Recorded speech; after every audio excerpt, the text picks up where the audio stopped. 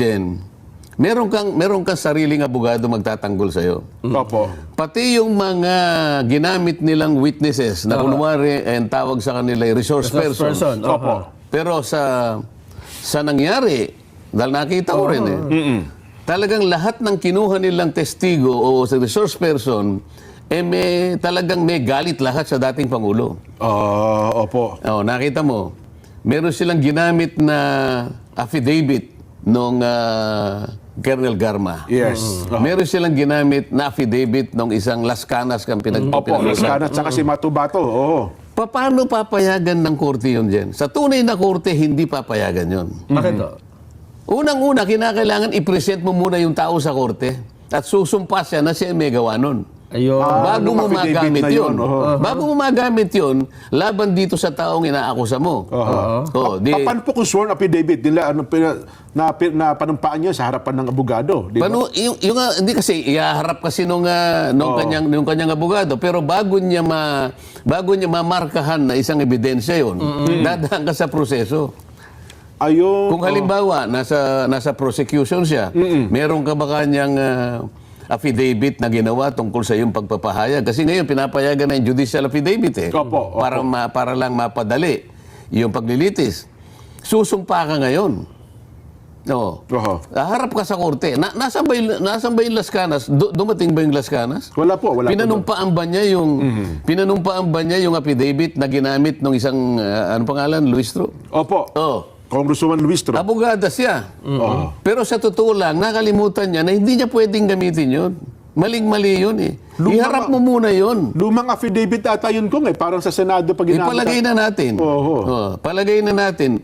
Hindi ka nga korte eh. Kasi kung sa korte, yun ang tunay na pag-observe ng due process. Ayun. Para sa ganon, hindi masurpresa yung kalaban mo eh. Yung abogado ngayon, kung meron mga abogado, tingnan mo, wala nga abogado si Pangulong Duterte. Kung meron siyang abogado at tunay na korte ito, mag-u-object na kagad dun eh.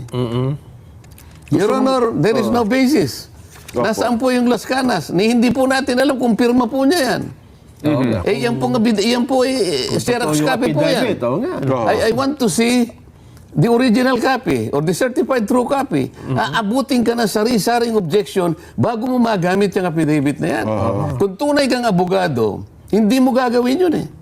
Ngayon, walang abogado na pipigil doon sapagkat hindi binigyan ng abogado si Pangulong Duterte. Ang tanging abogado, sanabi sa kanya, your only role is to give advice as to the right of your counsel, of your client. O itatanong mo, hindi ka pwede mag-object yung abogado. hanggang saan po Yung right. ang aking pagganap sa tungkulin ko na pagbibigay ng kaukulang advice sa aking kliyente? Hanggang saan po? Pwede po ba akong magtanong o mag-object kung sakali pong ang tanong po ninyo ay mali? Walang Hindi ganun. pwede. Hindi pwede yan, Kong. Wala. Paano ginamit mo kay Garma?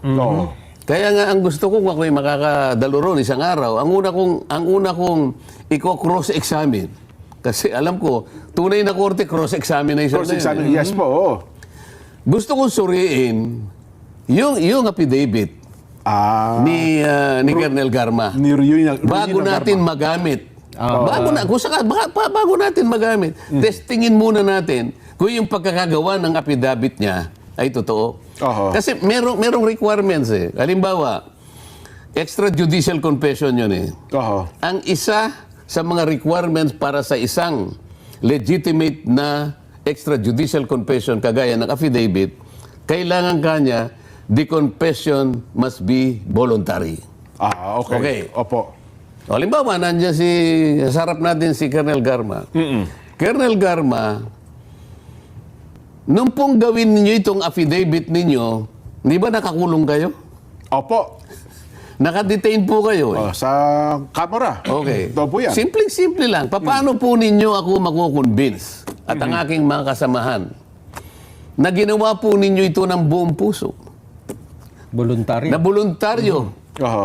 Nakakulong po kayo eh. Di ba pinipigil kayo? Nakapiit kayo eh. Wala po kayo sa kalagayan na pwede kong paniwala na ginawa nyo ito voluntarily.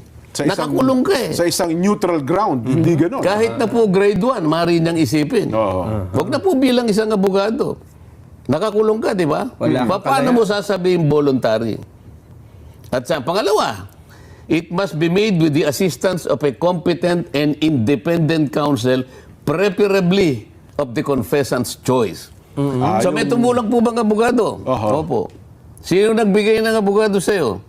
Binigay po sa akin ng Secretary General. Hindi yan ang tingin na gusto mo. Yan ba ang Kung pinili ikaw mo? ay kukuha ng abogado, yan ba ang pipiliin mo? Sa totoo lang.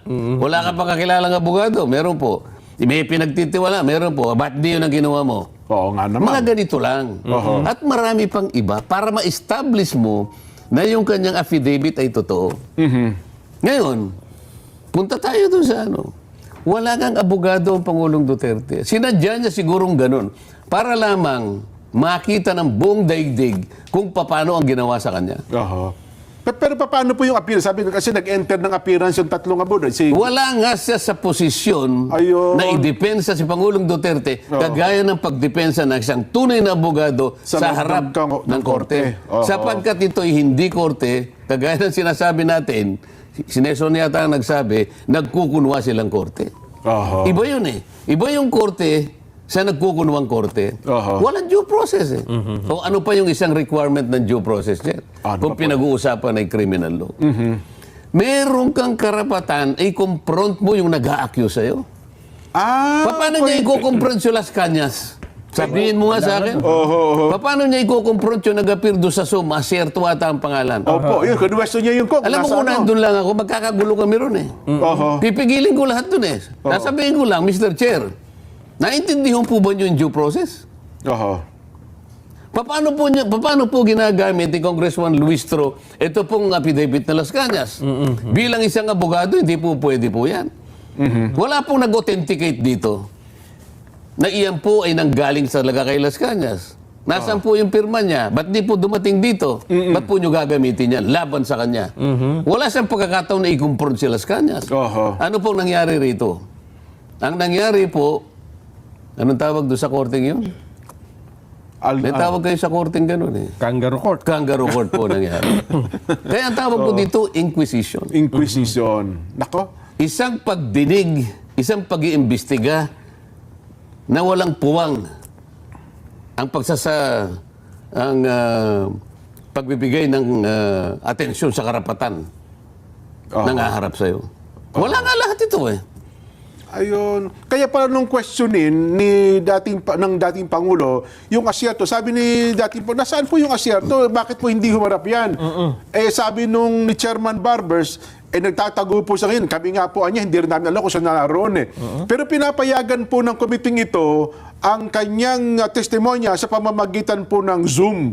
Yun daw po may mga nasa ilalim daw po ng rules ng Quadcom na yun pala talaga pinapayagan po ng komite, Kong. Pinayagan ng komite dahil hindi ka korte. Pero sa tunay na korte, na yan lamang ang merong competence na mangalaga ng due process. Hindi ba payagan ng korte yung ganun eh? So kung itong naging pagdinig na ito sa napakahaba eh. 12 araw na. Pero walang due process, pero may transcript ito kong eh. Yung bang transcript ay magagamit na batayan? Hindi ba garbage in, garbage out? Ganun ba yun? Saan ngayon? Ngayon, lilitaw sa tingin lahat ng kung sino man ang nakatingin doon sa prosesong nangyari. Anong klaseng pagdinig ito? Paano mo makukuha yung karapatan ng isang inuusig ay mapangalagaan? Ilang kayong magtatanong at ang inyong mga kinuhang mga testigo na tinatanong ay puro merong axe to grind against the president. Tama. Bakit naman hindi kayo kumuha ng witness na maaaring makatulong niya sa pagtatanggol sa kanyang sarili? Unang-una, dahil ito ay kampanya laban sa droga, the war on drugs. Ba't hindi nyo pinatawag lahat ng chief of police nung kanyang panahon? Sila nagpatupad ng Sapagkat sila ang nagpatupad, sila yung nasa battlefront. Sino-sino yung naging chief of police nung panahon ni dating Pangulong Duterte?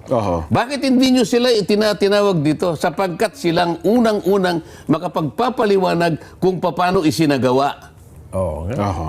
Eh, yun Di po, ba? yun po ang punto ng... Hindi, bakit hindi ngayon na, hindi maiisip ng tao ngayon yan? Bakit hindi nyo tinawag ang Solicitor General nung panahon ni Pangulong Duterte? Ayan, Sino ba ang abogado ng gobyerno? that time, opo. Hindi, kung sino man ang solicitor, palagay ko si Minardo Guevara, Opo, si Atty. Guevara. Bakit hindi po nyo imbitahan na ngayon siya pa rin ang Solicitor General sapagkat ang abogado po ng gobyerno ay ang Solicitor General. Dati sa DOJ Secretary, ngayon naging Solgen. Tama po kayo. Sa panahon niya, Si ano, hindi, yung nagkasakit. Ano? dapat tinawag din yung DOJ Secretary nung panahon ni dating Pangulong Duterte. Vitaliano Aguirre. Kung sino man lahat ang naging DOJ at naging Solicitor General, sapagkat sila man ay makapagpapaliwanag tungkol sa mga tinatanong ninyo. Bakit po ang tinawag ninyo ay yung lahat ng may kinalaman sa droga? Na lahat yan ay galit sa Pangulong Duterte. Napansin niyo po ba? Kaya natin pinapaliwanag po ngayon. Lahat ng witness talagang may axe to grind laban kay Ngayon, Pangulong Duterte. lahat ng witness na yon na merong axe to grind, all their statements were taken at their face value. Wala man lang, teka muna, tatanungin ko muna yung kung tunay yung sinasabi niya. Wala. Kung ano yung sinabi nila, tinanggap lahat ng Quadcom at ito ngayon ang itinatanong sa Pangulong Duterte. Bakit nyo ginagawa